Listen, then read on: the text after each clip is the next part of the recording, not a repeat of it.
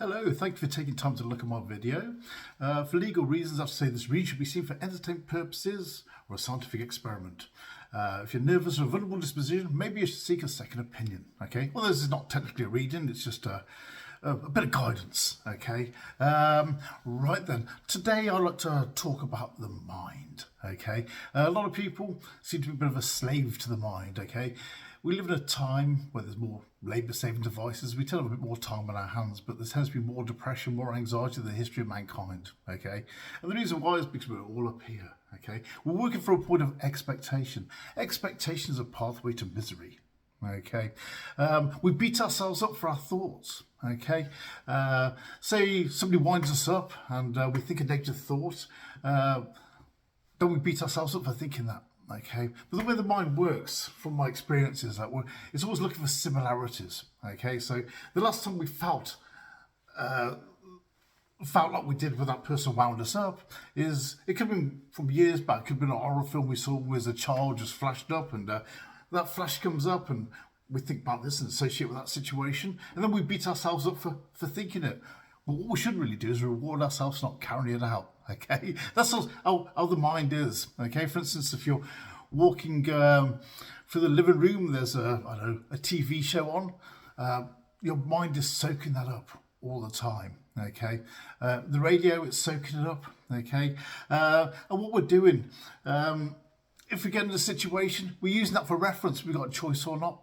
Okay, you're more than a collection of these impressions up here. Okay, so I do use the terminology of the head's a shed. It's great for creating things, but the best place to live. Okay, so yeah, we should visit the mind.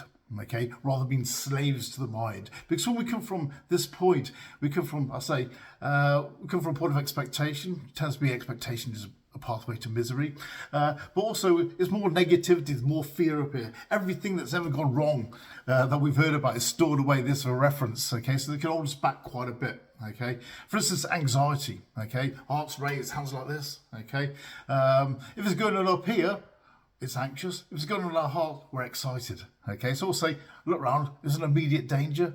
No immediate danger, then you're excited. Get on with it. Okay, right then. Obviously, if there is an immediate danger, then take action.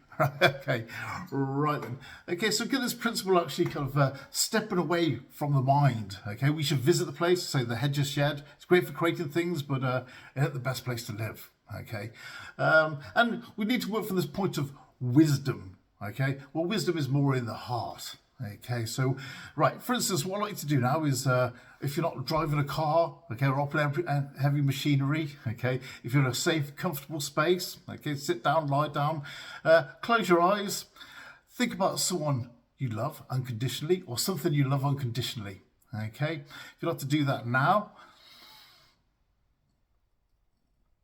it feels good, doesn't it?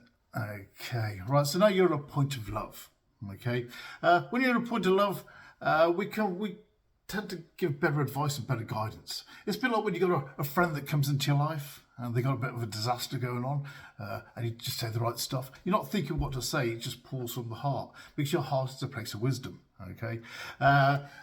What I believe is that our heart actually gives us a point of wisdom where we connect with our past lives, okay, to God, universe. Okay, so that's why the stuff that comes out from the heart is far greater than the stuff that comes from the head, which probably comes from the TV show or the radio we've exposed ourselves to, or just what somebody else has said. Okay, so get that point of feeling rather than thinking.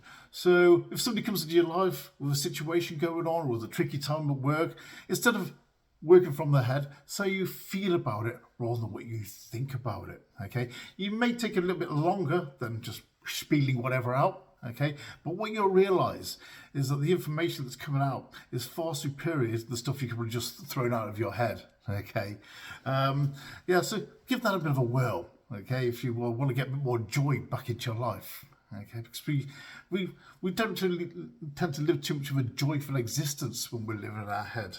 Okay, because we're at this point of fear all the time. Whereas if you're working more from the heart, you tend to be all there in the situation.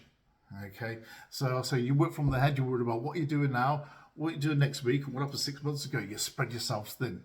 Okay, when you're there in the heart, you're living there in the moment. Okay, so you've got, I firmly believe that we've got the wisdom for all our past lives, with our guides, our helpers, okay? God, spirit, universe, it's all there. This is a wisdom we should be working with more often than not, okay?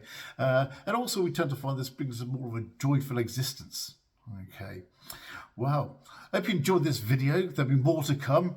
If you like what you're hearing, please join my YouTube channel, and hopefully I'll have something else to talk to you before long. Take care. God bless. Bye bye.